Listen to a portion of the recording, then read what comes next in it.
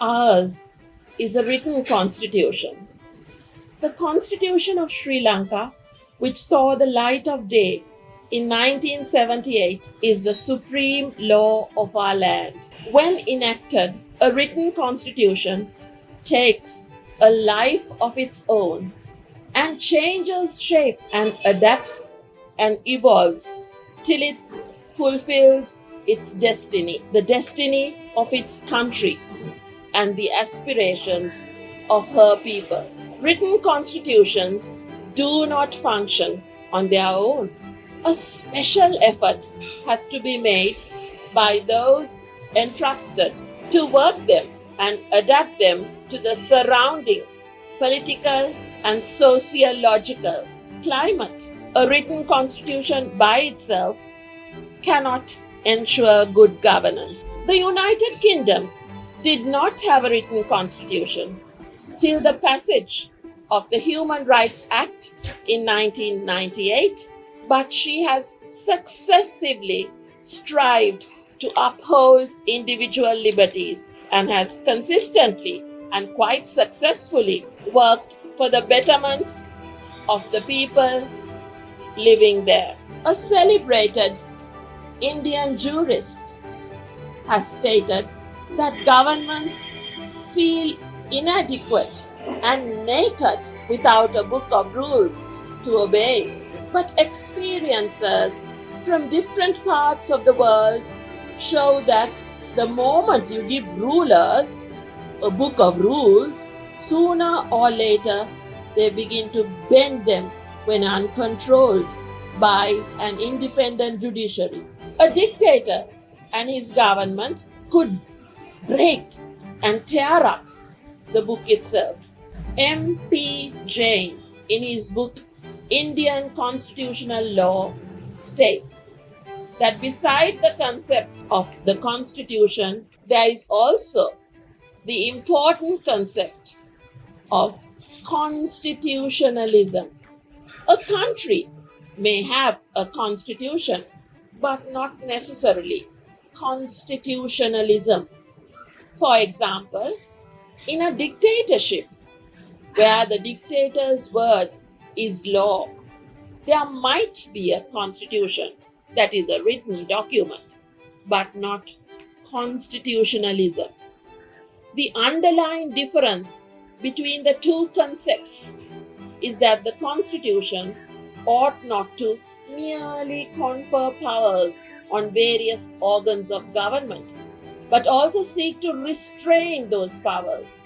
Constitutionalism recognizes the need for government, but insists upon limitations being placed upon governmental powers. Constitutionalism insists on checks and balances and puts the powers of the legislature and the executive under some restraints and not making them uncontrolled, arbitrary, and untrammeled. Jain in his book states that such unlimited powers jeopardizes the freedom of the people. It is often said, power corrupts and absolute power corrupts absolutely. If any constitution confers unrestrained power on either the legislation or the executive, it might lead to an authoritarian and oppressive government. Therefore, in order to preserve the basic freedoms of the individual and to maintain his or her dignity and personality, the Constitution should be permeated with constitutionalism. It should have some inbuilt restrictions on the powers conferred by it on governmental organs. Otherwise, even a justiciable Bill of Rights will merely serve the purpose of embellishing the constitution of that country. If we look at the Constitution of Sri Lanka, enacted in 1978, the preamble or the introductory statement of the Constitution states that the reasons for or the intent of the law Our preamble declares the people of Sri Lanka, having by their mandate hereby adopt and enact this constitution as supreme law of the democratic, socialist Republic of Sri Lanka.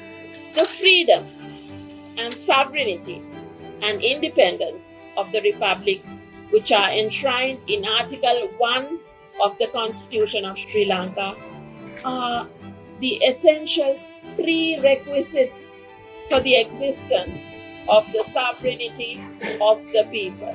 Article 3 states very eloquently that in the Republic of Sri Lanka, the sovereignty is in the people and is inalienable. When interpreting the Constitution, the strict law contained in the Constitution and the judicial decisions interpreting the law are not the only sources of our constitutional law. The sources also include conventions such as customs or rules of practice, which are not directly enforceable in the courts of law but are similar to laws and are binding on those working the Constitution. The constitutional conventions have been judicially recognized by Canada and India and other countries where there are written constitutions. Some of such cases are the Attorney General versus Jonathan Cape Limited, 1976, Re-Amendment of the Constitution of Canada, 1955, Rao versus Indira Gandhi, 1971, Singh versus the State of Punjab, 1974.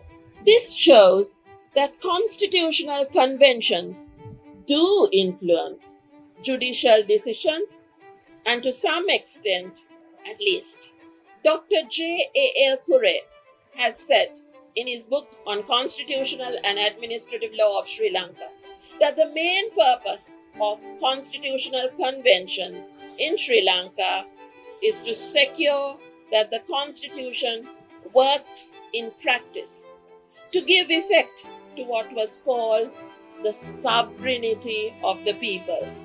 In other words, conventions are directed to ensure that the political and social will of the people prevails at all times. Therefore, constitutional conventions need to be evolved and developed in order to enable the Constitution to meet the changing political and social ideas, circumstances, and the needs and aspirations of the people as and when they arise at any given time. Ours is an autochthonous constitution, which is homegrown and rooted entirely in Sri Lanka's own native soil. Dr. J.A.L. Kure, in his book, further states that although the declaration of popular sovereignty in the Constitution is of undoubted value, its realization is very largely dependent on 5 important factors. 1. The level of political education and awareness of the electorate. 2. The degree of freedom enjoyed by her citizens. 3. A fearless, bold, and independent judiciary. 4. The participation of her people in all functions of government. 5. Above all, the efficacy of public opinion and the vigilance of the people themselves against the usurpation of their human rights and fundamental freedoms. It was the American jurist Justice Learned Hand, in his address to the graduating class at Yale University, who stated in 1944, "I often wonder whether we do not rest our hopes too much upon constitutions, upon laws, and upon courts. These are false hopes, he said, for liberty lies in the hearts of men and women when it dies there. No constitution, no law, no court can save it. No constitution, no law, no court can even do much to help it. When it lies, it needs no constitution, it needs no law, it needs no court to save it. Thus, justice, learned hand, places a huge responsibility on the shoulders of every citizen of every country to strive to ensure freedom, equality, and prosperity in the land they live in.